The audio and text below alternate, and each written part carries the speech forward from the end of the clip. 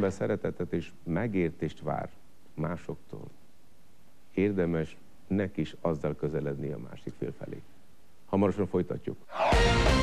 A fiú, aki válaszokat vár. Mi történt az elmúlt 8 évben? Az apa, aki csak kibúvókat keres. Ígérgettem, hogy majd megyek SMS-be. De az ígérettel nem sok mindenre megyünk. Egy fiatalember lesz a vendégem, aki az édesapjával szeretne kibékülni. Attila.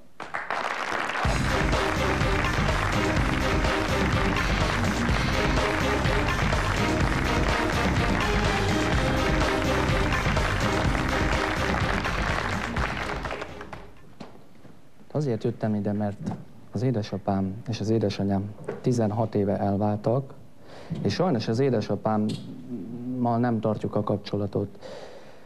Nagyon rossz viszonyban vagyunk egymással, és az elmúlt 8 évben nagyon elhanyagolt. Azóta már lett egy szép kis unokája, aki 2,5 éves jelenleg, de sajnos nem nagyon foglalkozik vele is. Ezen szeretnék változtatni. Amikor még jó volt a kapcsolat önök között, akkor minden rendben volt? Akkor ő jó apa volt? Hát az, hogy jó apa, annak nem igazán mondanám, mert nem nagyon tartottuk a kapcsolatot annyi, hogy közbe-közbe írt egy levelet, vagy megkeresett telefonon, de az se nagyon.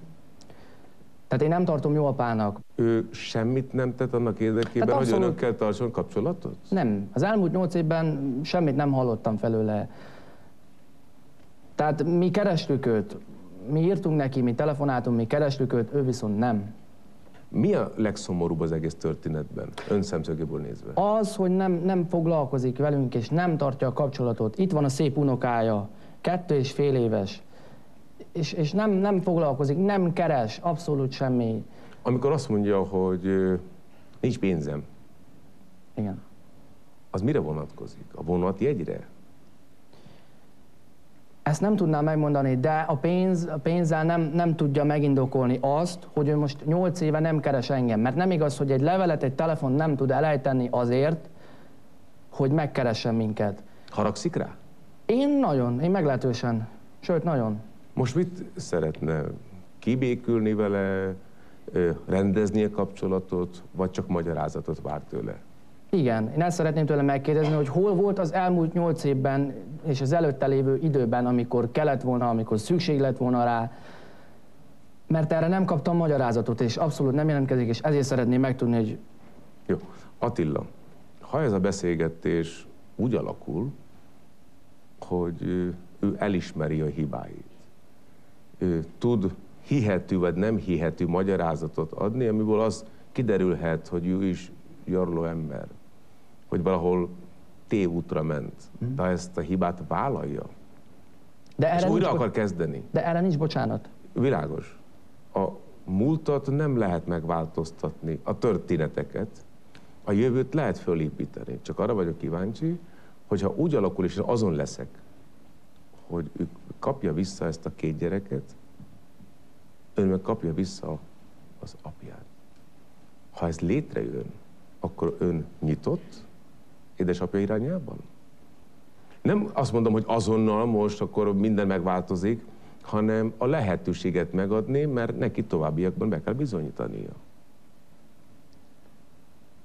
Ígérgetett már számtalanszor. Most az, hogy én nekem itt megígér valamit... Pontosan. Ne ígérjen meg. Ne ígérjen meg. Tegye meg, csak tettekkel tud bebizonyítani, szavakkal már nem. Így van. Ha a jövőben mindent megtesz, akkor... De ezt kérdezem tőle, hogy én ezt mikor látom. Jó. Ezt a kérdést mindenképpen fel kell tennie. Ami nyomja a lelkét, amilyen kérdései vannak, nyugodtan mondja el. Készen áll? Igen. Van előtte képe, hogy most hogy nézhet ki az édesapja? Nem láttam már 8 éve, úgyhogy... 12-13 es korában látta utoljára. Igen. Igaz? Jó, rendben van.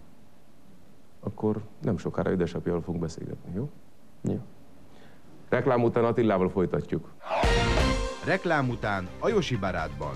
A fiú, aki válaszokat vár. Mi történt az elmúlt 8 évben? Az apa, aki csak kibúvókat keres. Ígérgettem, hogy majd megyek SMS-be. De az ígérettel nem sok mindenre megyünk. Egy anya, aki 3 hónapja nem láthatja gyermekét. Péntekre hívtalak, adod a melitát. Mit csináltál? Nem adom. Nem akarnak veled beszélni. Az anyós, aki a férjet vádolja. Félnek a gyerekek tőled, mert megvered őket. És a férj, aki csak a gyermekeit védi. A gyerekek elmesélték mind a hárman, hogy elmentetek, és mind a hárman berúgtatok, és utána jöttetek A Mari soha életedben nem hívott Zoli. Nem, soha nem, hát persze.